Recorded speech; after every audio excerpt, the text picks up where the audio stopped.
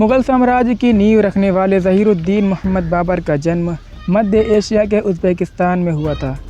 ये पिता की ओर से तैमूर और माता की ओर से चंगेज़ खान के वंशज थे। सन 1504 में 12 वर्ष की आयु में बाबर को फरगना घाटी का शासक पद सौंपा गया। उसके चाचाओं ने इस स्थिति का फ़ायदा उठाया और बाबर को गद्दी से हटा दिया। कुछ अरसे तक भटकने के बाद बाबर ने कुछ किसानों और अपने कुछ संबंधियों को अपने साथ मिलाया और उज़्बेकिस्तान के समरकंद शहर पर आक्रमण कर कब्ज़ा कर लिया।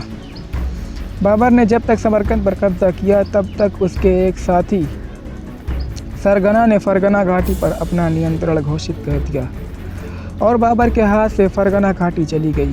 केवल समरकंद शहर पर ही इनका नियंत्रण बचा और जब बाबर फरगना पर दोबारा कब्ज़ा करने आया तो उसके सैनिकों ने उसका साथ छोड़ दिया। इस तरह से फरगना और समरकंद दोनों बाबर के हाथ से चला गया।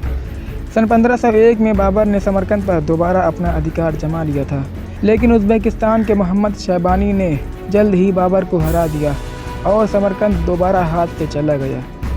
वहां से अपने चंद वफादार सैनिकों के साथ भागने के बाद बदख्शां प्रांत के ताजिकों को अपनी सेना में भर्ती किया और 3 साल के अंदर ही 1504 में हिंदू कुश की बर्फीली चोटियों को पार करके बाबर ने काबुल पर कब्ज़ा कर लिया।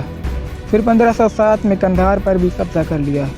बाबर अपना शासन चलाते रहे, फिर उसने हिंदुस्तान की ओर रुख किया और 1526 में पानीपत के मैदान में इब्राहिम लोदी को हराकर हिंदुस्तान में मुग़ल साम्राज्य की नींव रखी।